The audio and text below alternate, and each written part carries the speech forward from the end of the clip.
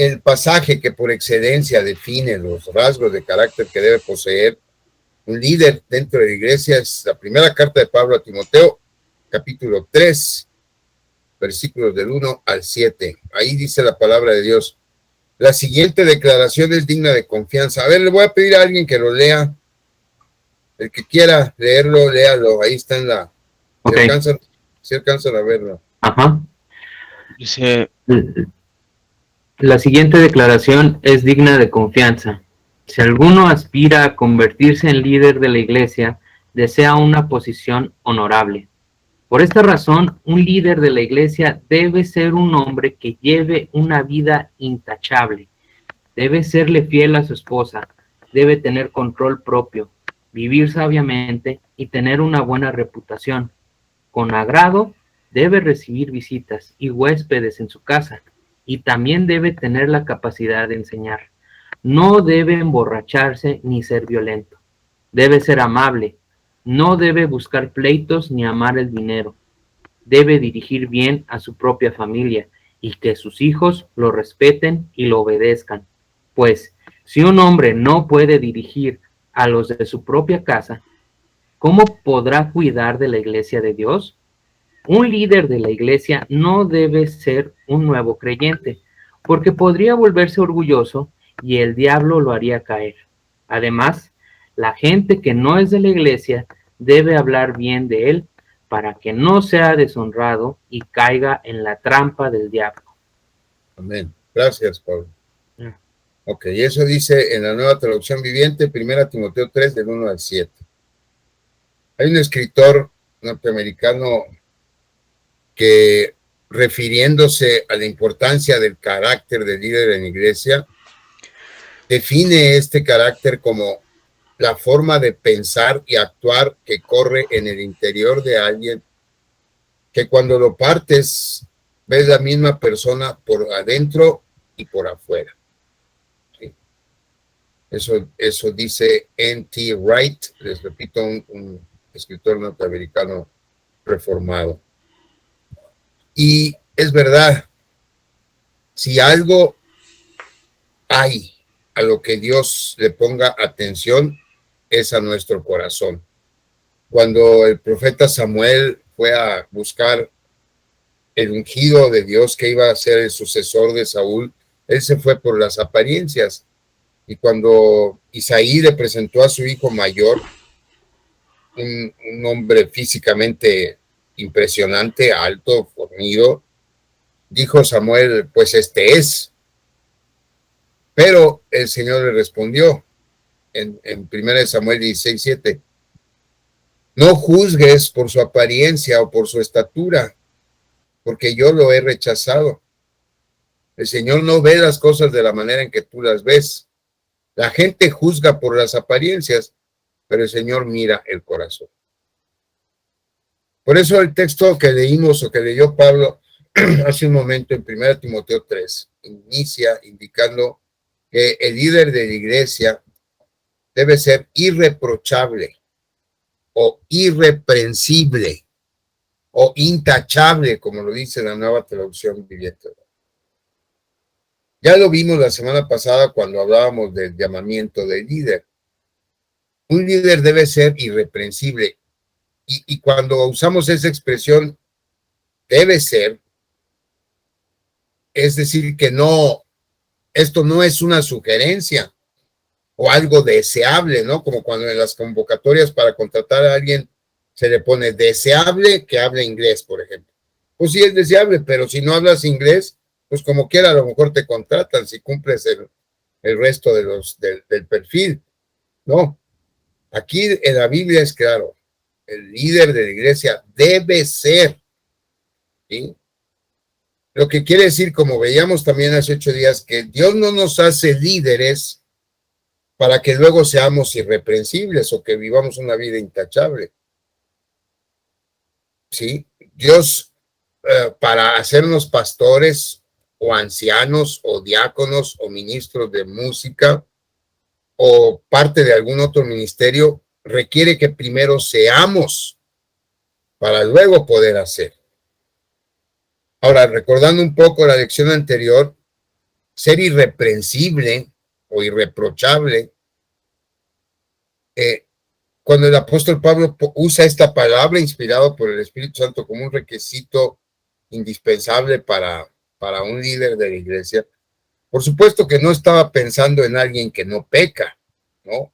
Todos pecamos. Si irreprochable o irreprensible o tener una vida intachable significara que estuviéramos exentos de pecado, pues entonces nadie calificaríamos, nadie podríamos ser diáconos o pastores o ancianos. Alguien irreprensible es alguien que cuando peca lidia de una manera íntegra con su pecado. Alguien irreprensible es alguien honesto, es alguien transparente, alguien que no tiene una doble cara, alguien que es capaz de rendirle cuentas a otros pastores o a líderes o a otro hermano de la iglesia, porque lo que menos quiere es tener cola que le pisen. Contra una persona así es difícil que alguien pueda tener alguna acusación. Ahora, una cosa es ser irreprensible y dar cuentas y otra cosa es ser cínico, obviamente, ¿no? Cuando uno confiesa los pecados y se sincera, es porque ya lo hizo primero con Dios, porque ya pidió perdón por ese pecado y porque quiere que ese pecado que cometimos en algún momento no nos estorbe en el desempeño del ministerio que Dios nos encargó. Entonces no confundamos la integridad, la intachabilidad con el cinismo, ¿verdad?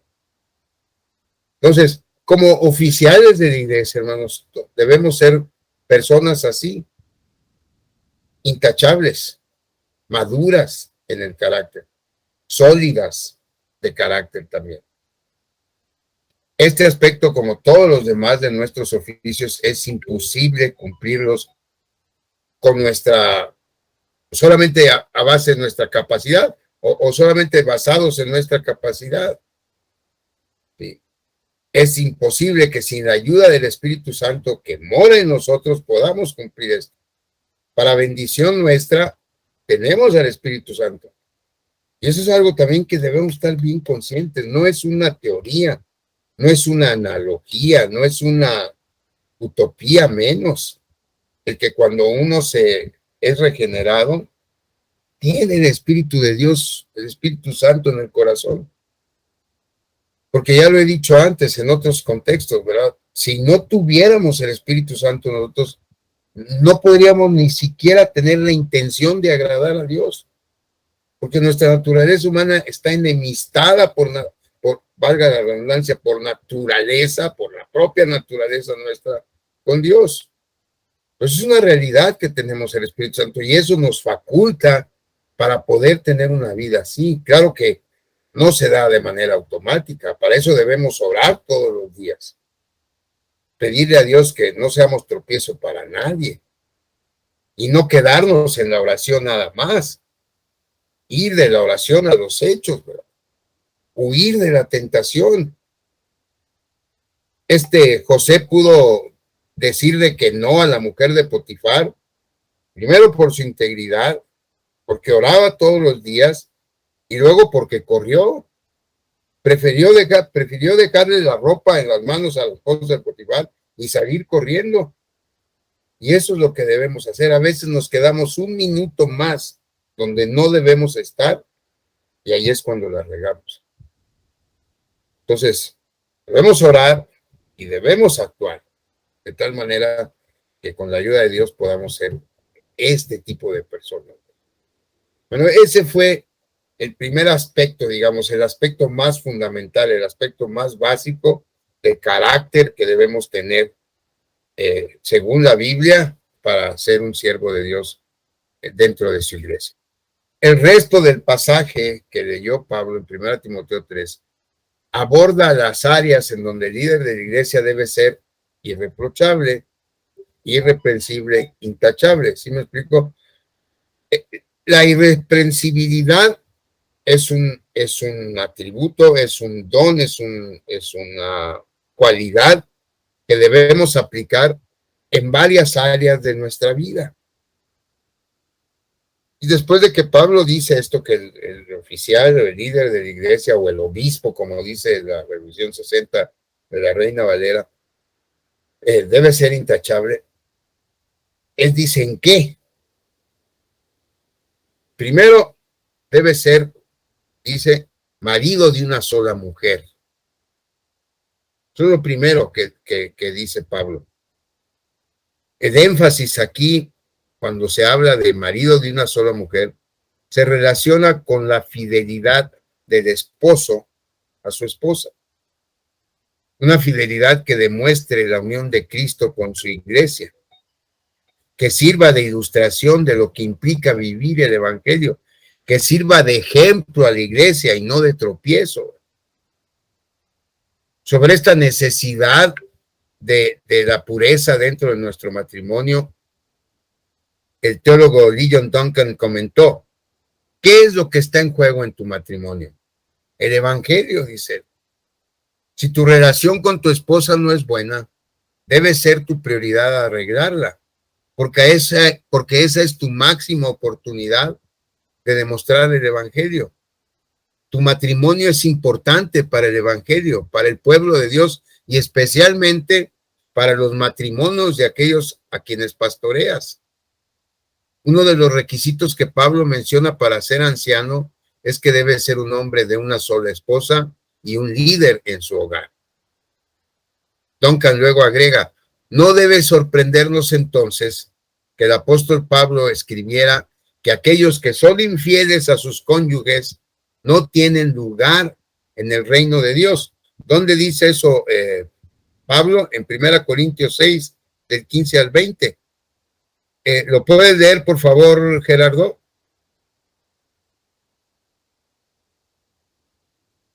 1 Corintios 6, del 15 al 20.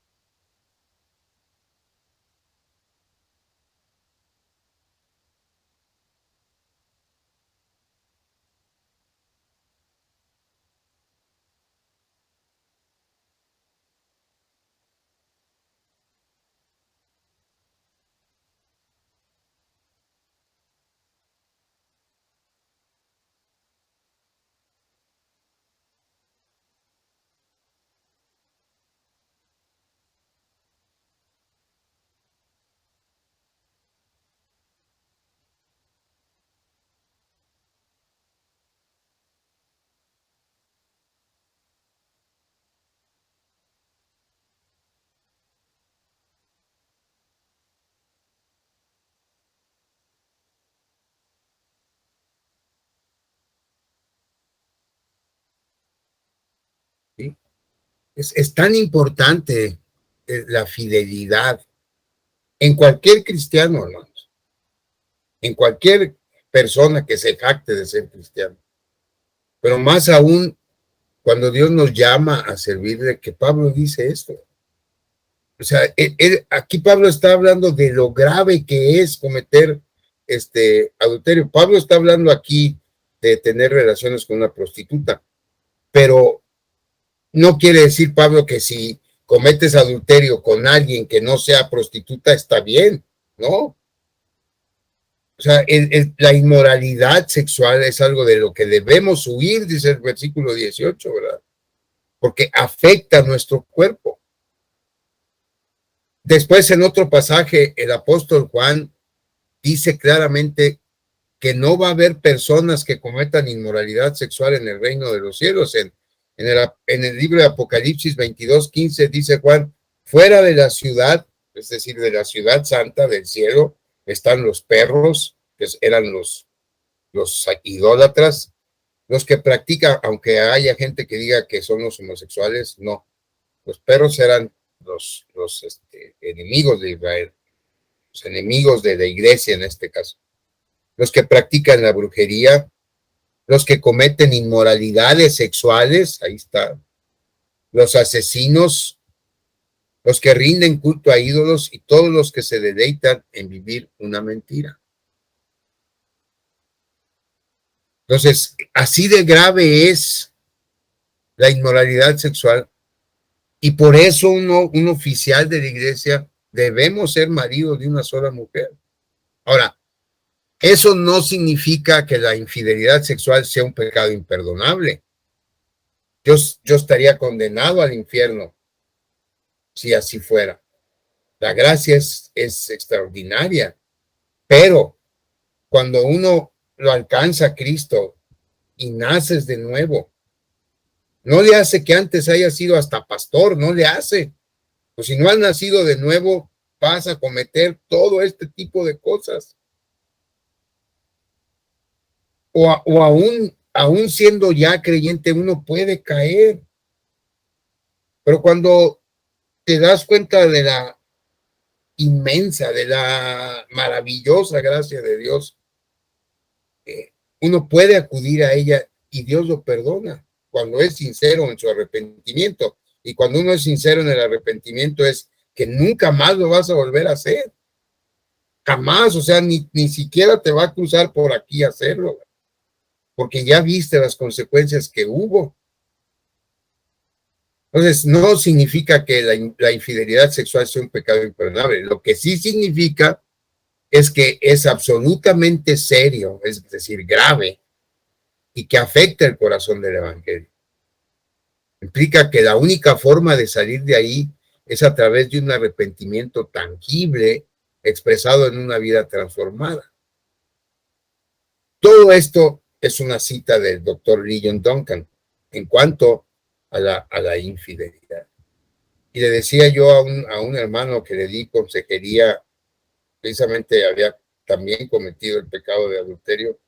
Cuando uno está en esa situación, si el Señor te restaura y tu mujer te perdona, estás obligado de ahí en adelante a rendirle cuentas a tu mujer de tal manera que regane su confianza, porque la esposa de uno lo perdona, pero el recuperar su confianza, eso es lo difícil.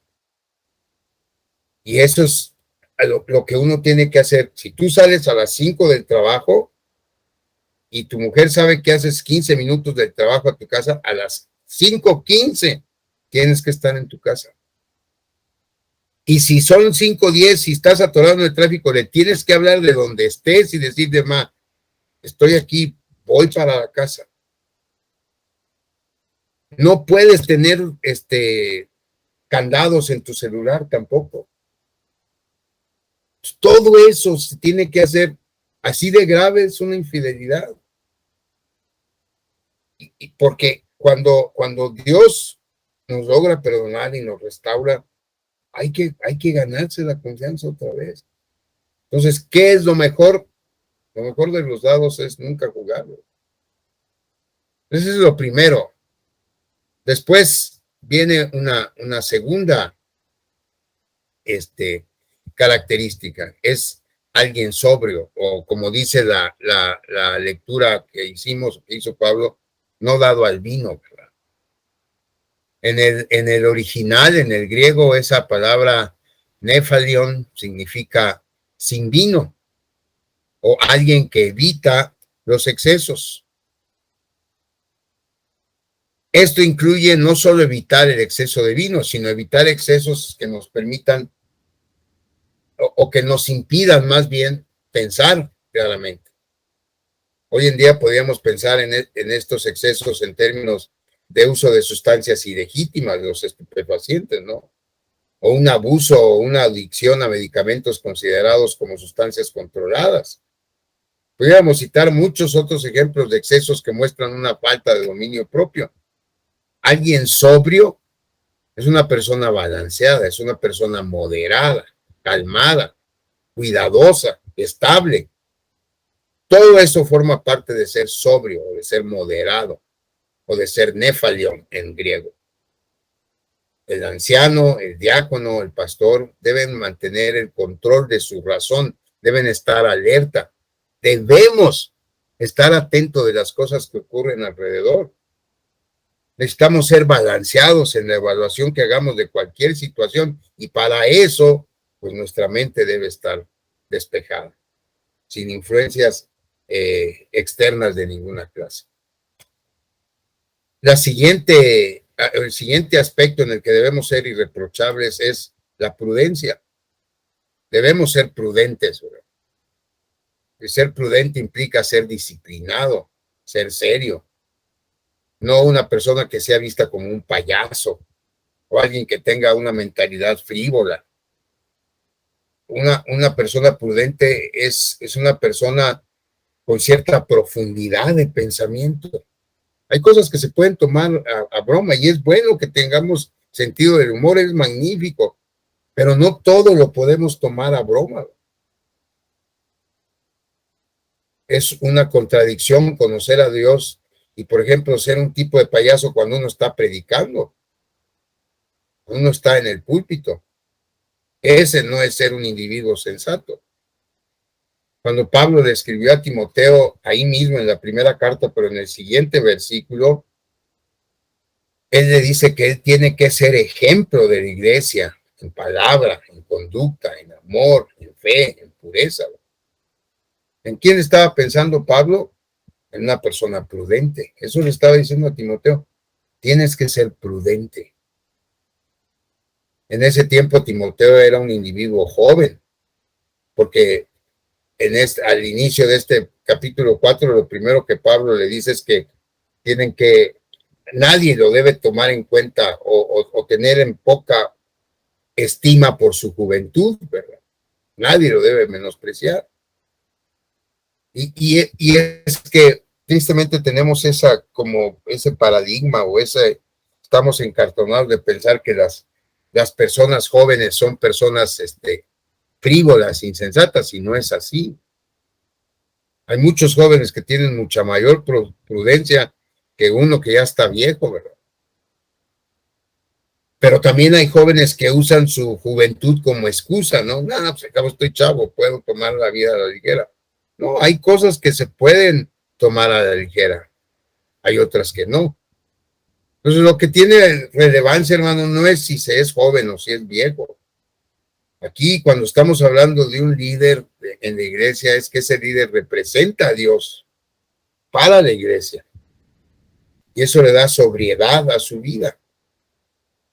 Entonces, tenemos que ajustar si acaso se nos va, todavía se nos va por ahí, ¿verdad? No actuamos de manera prudente a veces, pues tenemos que hacer cambios en ese comportamiento y portarnos como lo que somos, ¿verdad?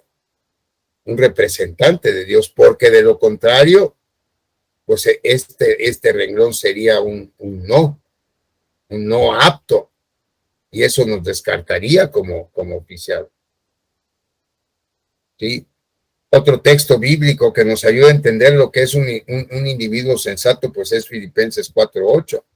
Y ahora, amados hermanos, dice Pablo ahí, una cosa más para terminar. Concéntrense en todo lo que es verdadero, todo lo honorable, todo lo justo, todo lo puro, todo lo bello y todo lo admirable. Piensen en cosas excelentes y dignas de alabanza. Una persona sensata, una persona prudente, es aquella que piensa en lo verdadero y en lo justo. ¿Sí? Y si algo no cumple con estas características, pues evitamos pensar en ello. Ahora, con tanta información a la que estamos expuestos en el Internet, debemos ser muy cuidadosos a la hora de elegir qué vemos y qué no vemos. A eso se le llama prudencia. El siguiente renglón que menciona Pablo es la conducta. Debe ser de conducta decorosa. ¿Sí? También cuando Pablo le escribe a Timoteo en el siguiente capítulo, hay un buen ejemplo de lo que implica una conducta decorosa. Sobre todo en la parte en donde Pablo instruye a Timoteo y le dice, sé ejemplo de los creyentes en palabra, en conducta, en amor, en fe y en pureza. Timoteo debía ser ejemplo en su manera de hablar. Así que debemos cuidar nuestras palabras. A veces se nos va a la boca, hermanos, y me incluyo. y debemos ser muy cuidadosos en las palabras, porque el testimonio que damos, si alguien, imagínense que alguien, vamos en la calle y vamos hablando, puras víboras nos salen, o puras palabras, soeces, pues no somos un buen ejemplo. Hay que cuidar, más cuando tenemos ese telón de fondo de no ser personas con una boca muy prudente, que digamos, pues hay que cuidar las palabras que decimos, delante de quién lo decimos. Y no se trata de que seamos hipócritas, no. Hay que cuidarnos todo el tiempo, pero todavía nos debemos cuidar más cuando estamos expuestos. Pablo le dice también que debe ser decoroso en su conducta. Tenemos que cuidar lo que hacemos, siempre. A veces no nos damos cuenta quién nos está viendo. A veces pensamos que estamos solos y resulta que no.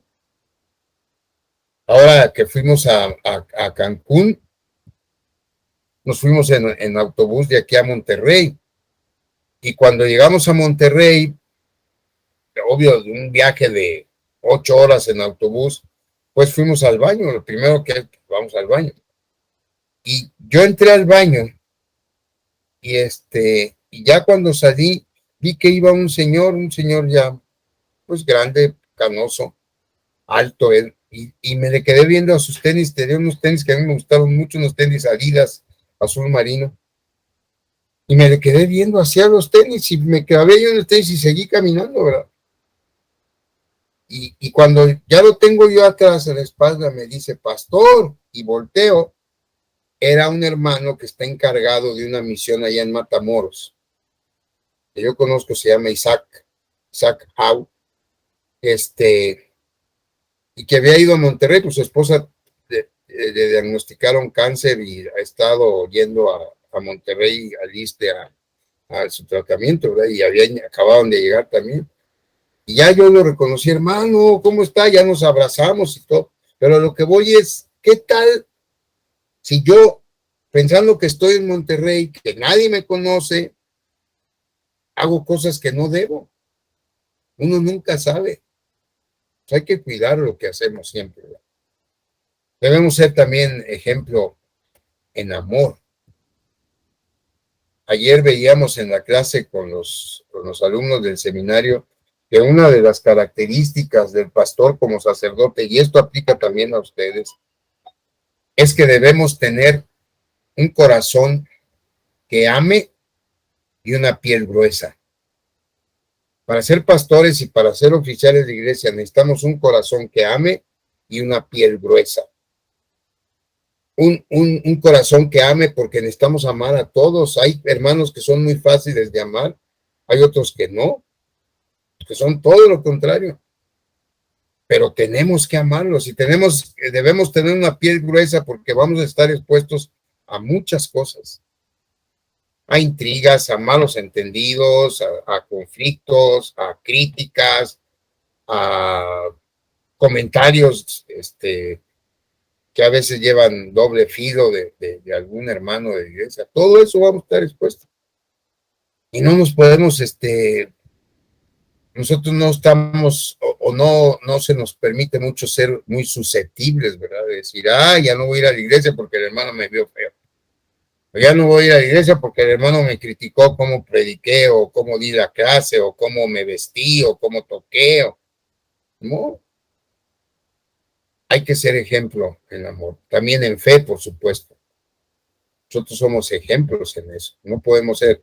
Una vez en el pasado fuimos como directiva a ver a una hermana que se había alejado de la iglesia, ¿verdad? Y vimos la necesidad de ir todos los miembros de la directiva ahí de puerta a ver a esta hermana. Y uno de los hermanos, parte de la directiva, le dice a la hermana, yo te entiendo, yo tampoco creo en la iglesia como institución, dice. Yo sí creo en Dios, pero no creo en la iglesia como institución. Entonces yo te entiendo, no te apures, no, si no quieres ir, pues no vayas, no, hermano, pues no nos ayudes, estamos queriendo que regrese a la iglesia, y tú lo que le dices es, sí, no, la iglesia como institución ya no está vigente hoy. Obvio que con esa manera de pensar, pues era cuestión de tiempo en que se fuera de la iglesia, ¿verdad? Y pues se fue, obviamente. Hay que cuidar lo que creemos. En pureza también. La mente es muy ágil, la mente se nos va, por eso dice un himno, cuando mi mente vague ya incierta, ya veloz, ¿verdad? Casi siempre es veloz la mente. Hay que pedirle a Dios que la frene, que no se nos desboque la mente. El pastor Rafael decía o dice, hay que pedirle a Dios que cuando tengamos malos pensamientos, Dios no nos deje ir más allá de esos malos pensamientos, sino por el contrario, que Dios suprima esos pensamientos. Porque la manera primera en que peca, uno primero piensa en pecar y después va del pensamiento al hecho, ¿verdad? Entonces hay que pedir a Dios, no me dejes. Los malos pensamientos, decía Martín Lutero, son como aves de rapiña que te dan vuelta en la cabeza. No puedes evitar eso. Lo que sí tienes que evitar es que hagan nido en tu cabeza. Entonces es lo mismo que decía el pastor Rafael. Hay que orar para que Dios no nos deje ir más allá de los pensamientos y ahuyente esos pensamientos. Que así como vengan, así se vayan. Entonces, por lo mismo, una persona de conducta decorosa, alguien respetable, es alguien disciplinado, alguien cumplido en sus responsabilidades, en todas sus responsabilidades, dentro y fuera de la iglesia, un buen administrador de su tiempo, alguien que no sea iracundo. Cómo batallamos nosotros, algunos de nosotros, con esto. Y hay que estar en constante oración. Yo, el día de ayer, 2 veces, y el día de hoy, y no lo digo por vanagloriarme, sino como testimonio y para darle gloria a Dios, cómo le di gracias a Dios que Él me apaciguó, me cubrió para no portarme de una manera indigna, sino al contrario, tratar de arreglar las cosas. Y gracias a Dios y a esa ayuda que yo recibí de parte de Dios, pudimos arreglar las cosas ayer y hoy. Porque la ira es algo muy, muy feo. Otra característica de un oficial de iglesia es que debe ser hospitalario. Filacenos es la palabra en griego. Cuando nosotros aún éramos extraños a los pactos de Dios con su pueblo, fuimos recibidos por Cristo. Aunque éramos ajenos al pueblo de Dios, en Cristo Dios nos recibió dentro de su familia. Y en esa misma medida debemos ser hospitalarios unos con otros. Le voy a pedir a Emanuel que por favor lea este pasaje de Efesios 2, 12 y 13. En esos tiempos ustedes vivían apartados de Cristo, no se les permitía ser ciudadanos de Israel y no conocían las promesas del pacto que Dios había hecho con ellos. Ustedes vivían en este mundo sin Dios y sin esperanza, pero ahora han sido unidos a Cristo Jesús.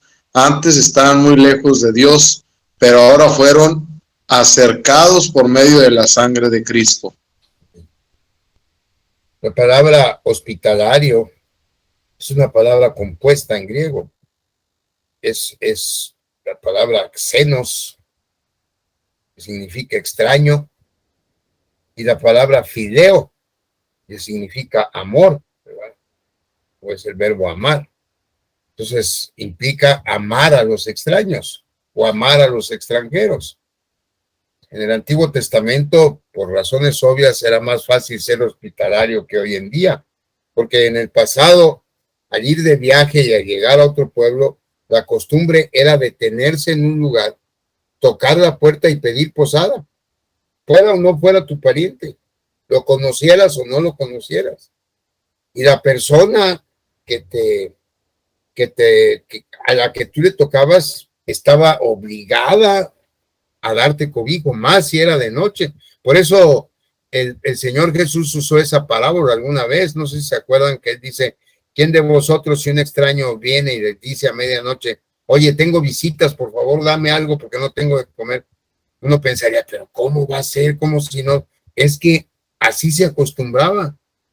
Esa visita que le había llegado al amigo que fue a pedirle al amigo, por implicación era también huésped del que le iban a tocar la puerta. Por eso dice el Señor, pues aunque no te guste y aunque no quieras, te tienes que parar por lo inoportuno del amigo porque esa era la costumbre, ¿verdad? Claro que hoy, más con la situación en la que estamos viviendo, pues no podemos hacer eso, pero sí debemos mostrar hospitalidad con nuestros hermanos, sobre todo cuando nos visiten, cuando alguien nos visita en la iglesia, o cuando un hermano nos visita en el hogar. Tenemos que cultivar esa hospitalidad como un valor bíblico, ¿verdad?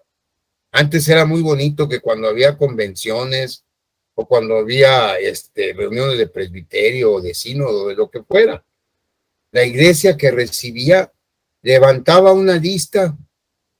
Sergio debe de acordarse, porque a nosotros nos tocó muchas veces, Emanuel quizá también, que cuando uno iba a las convenciones o a los campamentos, bueno, al campamento no, porque ahí te quedabas, pero a las convenciones, había familias que decían, no, pues yo puedo recibir 2 jóvenes, o 2 señoritas, o 4 jóvenes, o 4 señoritas, así. No había de que váyanse al hotel, o que no. Era en las casas de los hermanos que nos hospedaban, y era bien padre. Bueno, a mí al menos eran de las cosas que más me gustaban, ¿no? Pues tristemente, esa costumbre se ha perdido, ¿verdad? Y ahora ya se llega a una reunión del presbiterio y ya sabes que tienes que ir al hotel. Lo más que se logra es que la iglesia logra una tarifa especial, ¿verdad? O nos recomienda un hotel que no sea tan caro, pero ya no nos hospedan en las casas, ni siquiera los pastores. Entonces hay que cultivar la hospitalidad como valor bíblico. No podemos excusarnos en la cultura. Por ejemplo, cuando alguien llega a la iglesia, somos potosinos, sí, pero no podemos dar el potosinazo cuando alguien llega a la iglesia. De que allá esté abandonado y que nadie le haga caso, nadie le sonría o le ofrezca la Biblia. Bueno, no se dice afortunadamente, pero bendecidamente en la iglesia creo que tenemos ese valor, pero debemos cultivarlo más, no dejar que se nos pierda eso como rasgo característico de nosotros, ¿verdad? Primero somos cristianos y luego somos potosinos, ¿verdad? De modo que cuando una persona llega a la iglesia, pues tenemos que considerarlo como invitado de toda la iglesia. Este domingo que nos visitaron otra vez la familia Vargas, todos tienen nombres españoles, pues la mamá es amiga de Leti Mesa y Leti la invitó, pero a ver, este domingo no fue Leti, ¿qué? Porque no fue Leti, nadie le íbamos a hacer caso a esta familia, claro que no. Sí le invitó Leti, pero es invitada de todos nosotros, ¿verdad? Entonces, esa debe ser nuestro compromiso, ¿verdad? Brindarle comodidad, amor, que se sientan bienvenidos, que se sientan bien recibidos. Como testimonio también lo digo, que cuando el señor salió, el papá, y le dije yo, mucho gusto, qué bueno que estuvieron con nosotros. Lo que me contestó él, sí, cómo no, estuvimos muy a gusto, aquí nos va a ver seguido. Dios permita que así sea, ¿verdad? Pero quiere decir porque los hicimos sentir bien, porque todos los arropamos. Y esa debe ser nuestra cultura, ¿verdad?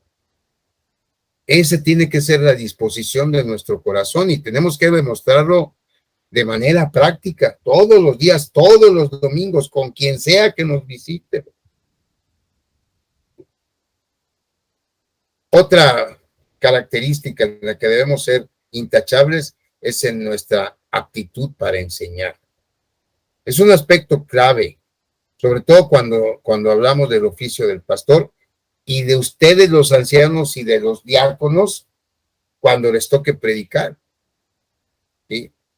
Tenemos que aprender, no todos vamos a tener la misma retórica, no todos vamos a tener la misma elocuencia, no todos vamos a tener esa capacidad, esa misma capacidad de comunicación, pero con práctica y con dedicación y con preparación sobre todo, podemos hacer un buen trabajo.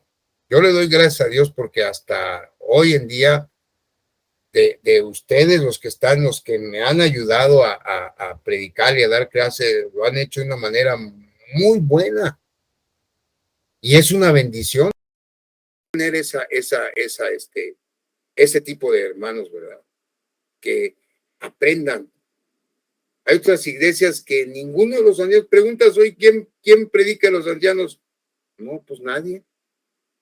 Entonces, cuando falta el pastor, pues es un rollo, porque ¿quién va a predicar? Además, echan la pelota unos a otros y pues ya, que ya de a fuerza no se puede salvar, pues ese predica. Entonces, cuando a uno le toca predicar, la función principal del que está en el púlpito, obvio, de manera primaria el pastor, pero cualquiera que esté en el público, es que expongamos la palabra de Dios de una manera fiel, ¿verdad? Tito, o cuando le escribe a Tito en el 1:9, dice que el líder de iglesia debe tener una fuerte creencia en el mensaje fiel que le enseñó. Entonces podrá animar a otros con la sana enseñanza y demostrar a los que se oponen en qué están equivocados. Entonces eso exige que cuando nos toque predicar, hermanos, pues seamos estudiosos de la palabra. En un futuro, no de momento, porque tenemos que concentrarnos en eso, pero uno de los proyectos que primero Dios yo quisiera es que tengamos un taller de homilética, ¿verdad? Y no quiero darlo yo, porque creo yo que una persona excelente para este taller es el pastor Rafael Rodríguez. Y que nos dé este taller son, no sé, como a lo mejor 4 o 5 sesiones. Es más, él lo dio en el FEM, ahí en la facultad, y deben estar las grabaciones. Entonces a lo mejor ni siquiera lo vamos a tener que invitar, nada más pedir permiso y estudiar ahí con él. Porque sí es importante que aprendamos a comunicar la palabra, que seamos capaces de comunicar la verdad de Dios con claridad, ¿verdad? Otro autor estadounidense reformado que se llamaba, murió en el 2020, que se llama O.J. Adams, decía que alguien capaz de enseñar dice él, implica que tiene claridad al hablar, que para predicar efectivamente adopta un estilo simple que es entendido por aquellos que escuchan. Uno de los primeros consejos que mi papá me dio cuando yo empezaba a predicar, decía, mira, tú tienes que entender que en la iglesia va a haber hermanos que muy a fuerza terminaron la primaria, otros que ni siquiera la terminaron. Y va a haber hermanos que tienen doctorados en determinada área. Tu papel es que cuando prediques, el doctor te entienda y el hermano que nomás estudió a tercer año te entienda. Esa debe ser tu meta. Que seas claro para el doctor, para el de tercer año y para todos en medio. Entonces, en eso nos debemos esforzar, ¿verdad? Que la expectativa cuando alguien se pone en el púlpito es que nos enseñe de una manera clara, que nos comunique la verdad, ¿verdad?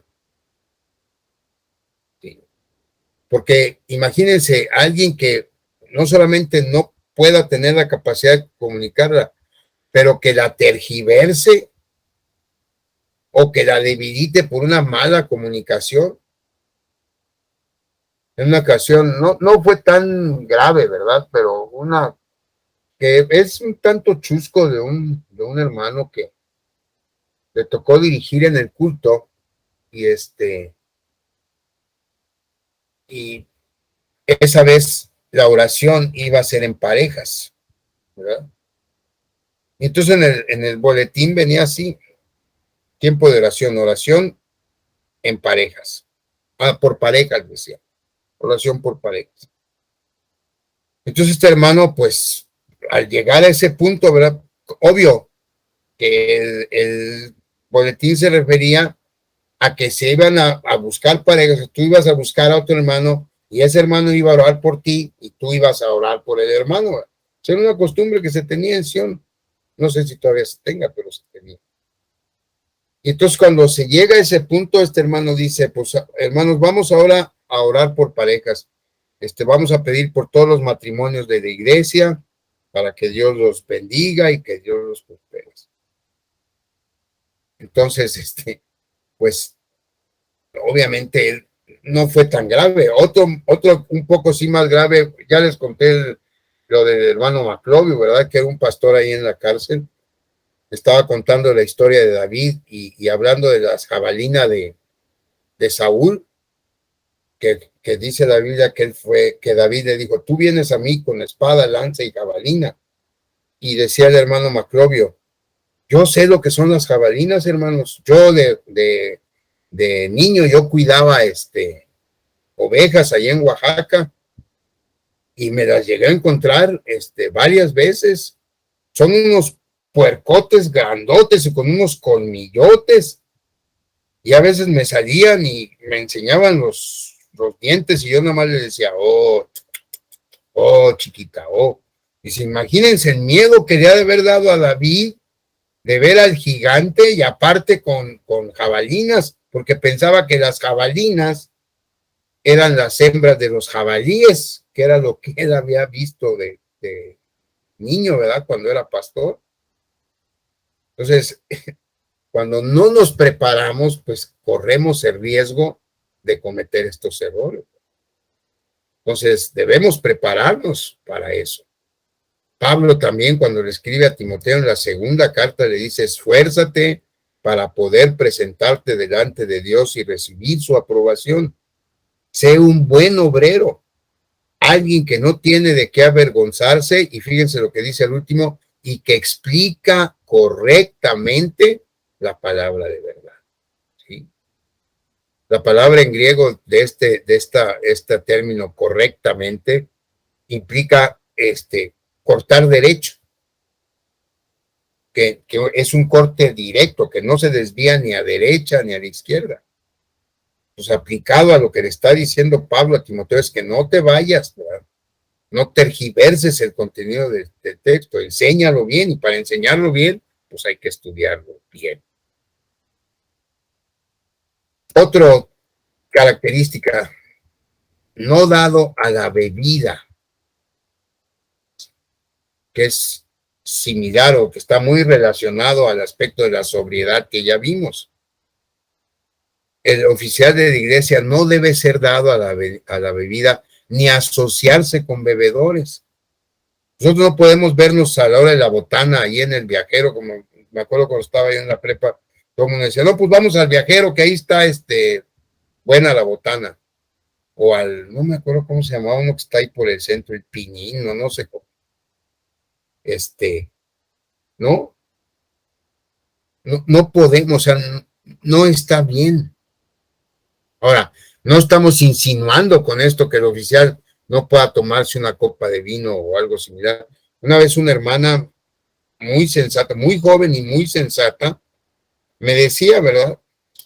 De alguien que se quiso propasar y pasarse de listo, ¿verdad? Y invitarle una copa y ella me dice, yo le dije, no, pastor, no. Y no porque yo me espante, dice. Yo me puedo tomar una copa con mi esposo, cuando estoy con mi esposo, cuando estoy en mi familia. Yo no me voy a tomar una copa con alguien que no conozco o con alguien que tengo una relación profesional nada más. No lo voy a hacer. Entonces, a ese punto es a donde debemos llegar. tener la madurez suficiente, no es que nos espantemos, que no, o que esté prohibido tomarnos una copa de vino o una cerveza. No, aquí a lo que el texto se refiere es que no tomemos alcohol hasta que quedemos bajo la influencia del alcohol, que nos nuble la capacidad y que en vez de estar bajo la influencia del Espíritu Santo, pues estemos bajo la influencia del alcohol. ¿Sí? Por eso Pablo dice en Efesios 5:18, no os embraguéis con vino en lo cual hay disolución, sino sed llenos del Espíritu Santo. ¿Sí? Entonces, no hay, lo que está mal es amar al vino. Es decir, ser alguien que no puede estar ni un momento sin estar tomando vino, sin estar alcoholizado todo el tiempo. Eso es lo que es peligroso. Ahora, si uno sabe que tiene esa tendencia, pues entonces sí. Mi papá, por ejemplo, él fue un alcohólico toda su vida hasta que Dios lo alcanzó. Y a partir de ese momento, hasta que él se murió, no volvió a probar una gota de alcohol, pero porque él sabía que era alcohólico. Y porque Dios en su gracia, ¿verdad?, le concedió ese don de la abstinencia. Entonces, si uno tiene esa tendencia, pues entonces mejor no. ¿Para qué te expones? Volvemos a lo mismo, ¿no? Mejor de los dados es no jugarlo. Entonces, como oficiales, tenemos que estar controlados, toda la mente controlada por el Espíritu Santo que mora en nosotros y dejarnos guiar por él y aplastar los malos pensamientos y las malas influencias que están ahí todo el tiempo queriéndonos dominar.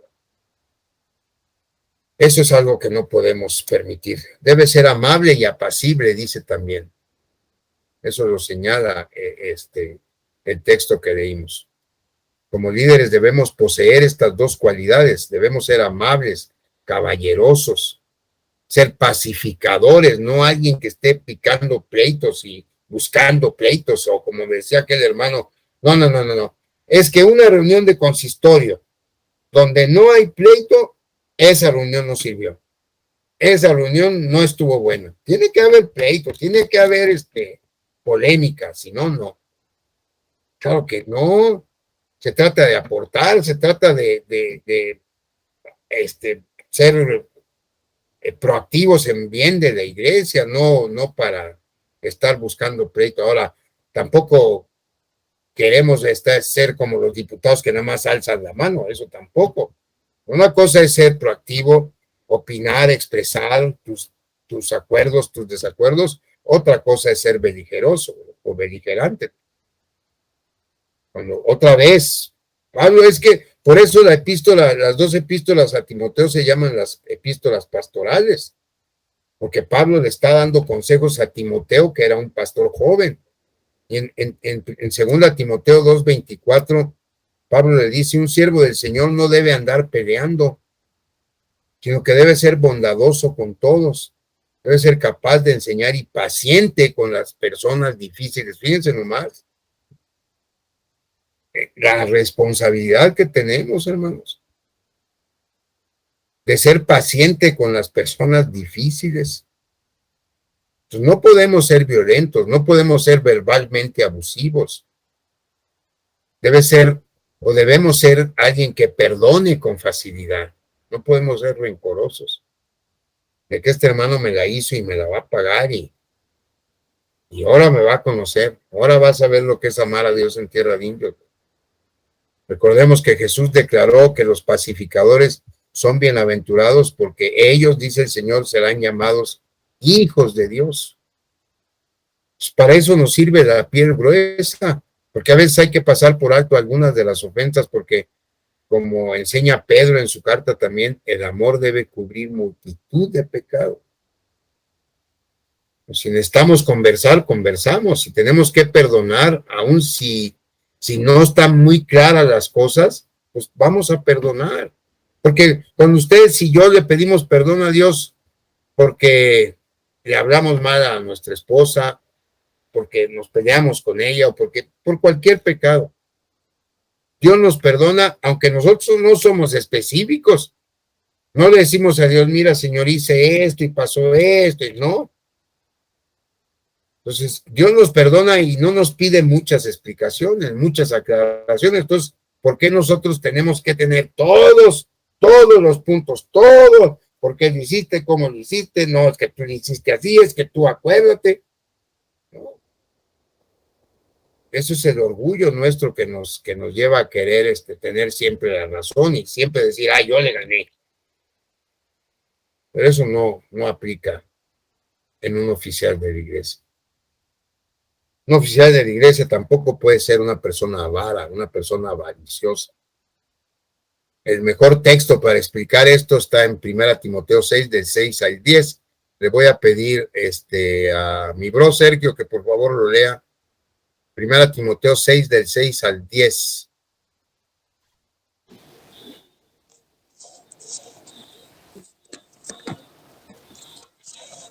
Espérame, es que no lo he puesto. Ahí va, ahí está.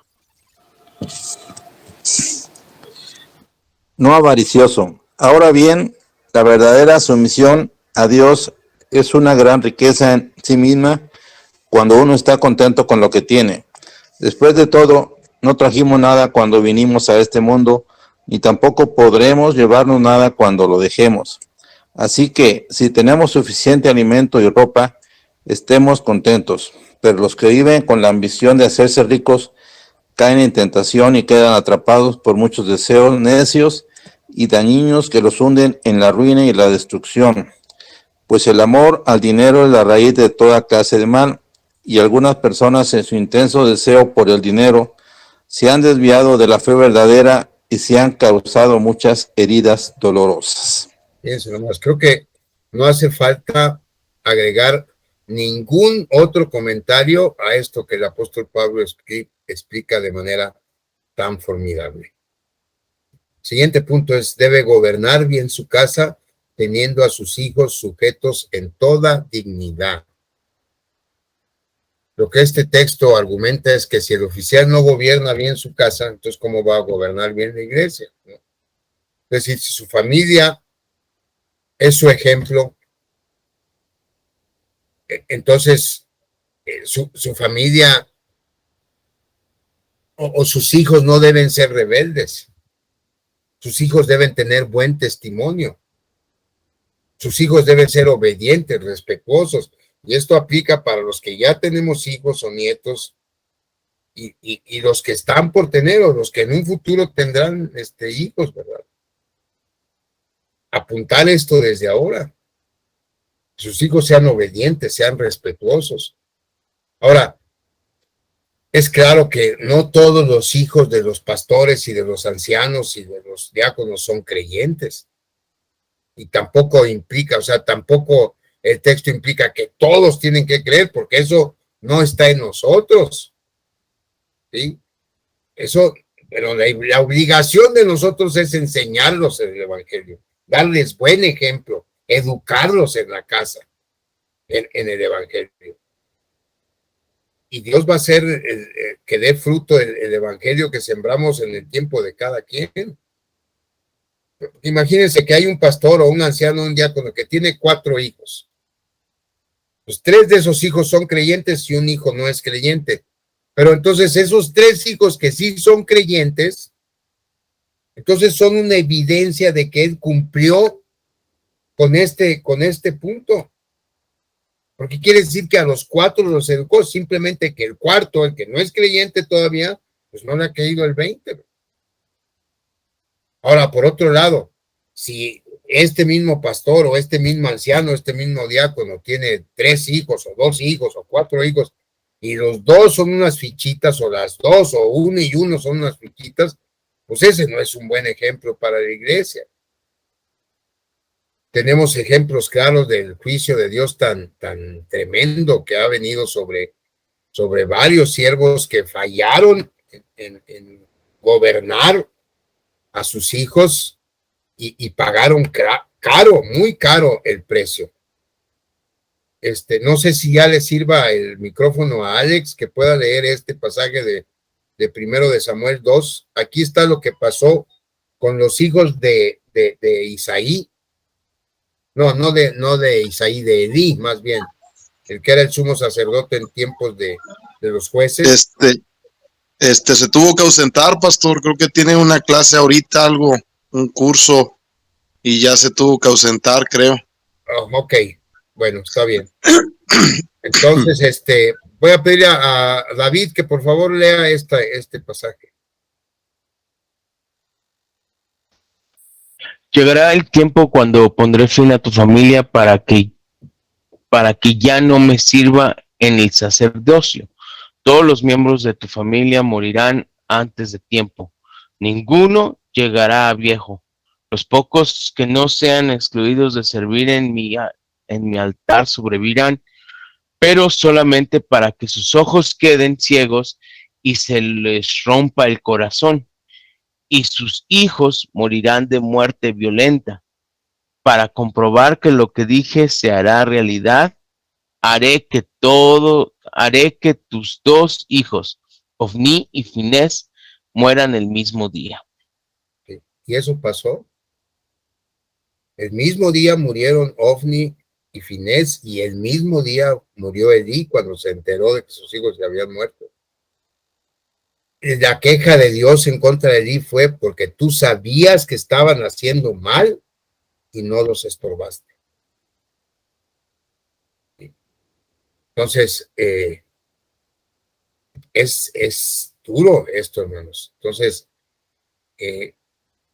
tenemos que enfatizar que el pastor, igual que los ancianos y los diáconos, necesitamos hacer un esfuerzo máximo para transmitir la fe a la próxima generación, para que esto sea ejemplo a la iglesia.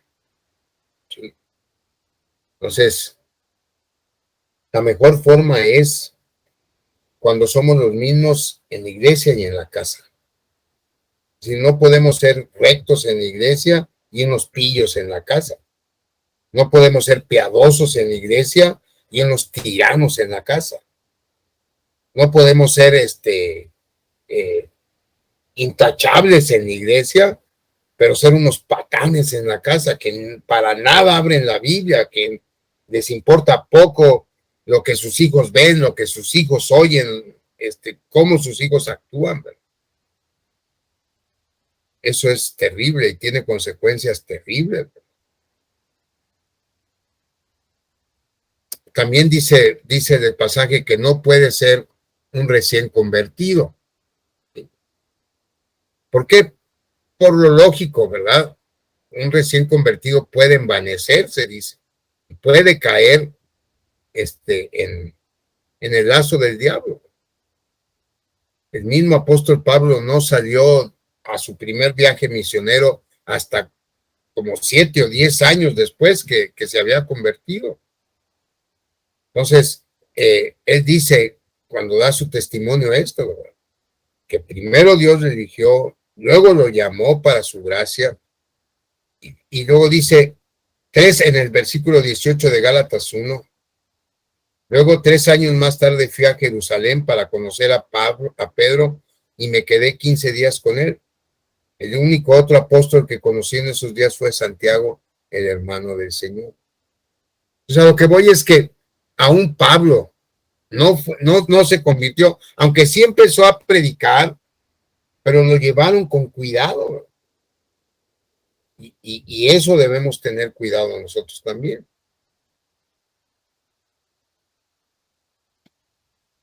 Una última característica es que debemos tener buena reputación con los de afuera de la iglesia. Fíjense que no solo dentro de la iglesia debemos tener buena reputación, también con los que no pertenecen a la iglesia. Quiere decir que si alguien nos visita por alguna razón en el trabajo, ahí debe darse cuenta esa persona, ese hermano, que nos respetan, que nos tratan bien, no que a puros albures nos hablan, a puras maldiciones, y que no nos respetan, porque a veces pues da pena ajena, ¿verdad? de que uno quisiera decir, cállate, ahorita no te creas, y empiezan las risas nerviosas, ¿verdad? Entonces, tenemos que ser honorables, en una palabra, tener buen testimonio, porque una mala reputación fuera de la iglesia, pues desacredita nuestra fe. Una reflexión final. Para nuestro Dios, la santidad de su iglesia y sobre todo de sus líderes es algo innegociable. Hay pecados más escandalosos que otros, pero todo lo que empaña la santidad de Dios va a ser juzgado. En ocasiones, el juicio será más severo para nosotros que estamos al frente de la enseñanza del pueblo de Dios. Estoy hablando de ser juzgado por la gente. ¿Sí me explico? Cuando un líder, por ejemplo, un pastor, peca sexualmente y profana así su profesión y profana la vida de su prójimo en el ejercicio de su vocación, eso hace imposible que sea restaurado al pastorado. Eso ya de por sí lo deja excluido del pastorado por el resto de su vida, aunque sabemos que algunas iglesias tienen estándares menos rigurosos, pero dentro de la liturgia, o más bien de la legislación presbiteriana, un pastor que es suspendido o que es depuesto de su oficio por cuestión de adulterio, ya no es elegible para volver a ser pastor. Claro que se le restaura, claro que vuelve a ser miembro de la iglesia, pero pastor, ya no. Y cuando ha pasado, pues las iglesias han pagado el precio, porque no está permitido. Entonces, hermanos, vemos cómo no es cualquier cosa al oficio que nos ha llamado Dios, pero si nos llamó es porque Dios sabe que nosotros podemos hacerlo con su ayuda, ¿verdad? Pues yo lo que les invito, hermanos, es a reflexionar en esto, a esforzarnos cada vez más en ser fieles siervos de Dios desde ahora, porque ustedes ya son siervos de Dios. Todavía no los ordenan, pero ya fueron electos. Y es cuestión de tiempo para que empiecen a desarrollar ya en forma su oficio, ¿verdad? Pero es importante que tengamos ese conocimiento de los rasgos de carácter que nos deben caracterizar. No sé si tengan alguna pregunta o algún comentario final ya para terminar con la lección de hoy.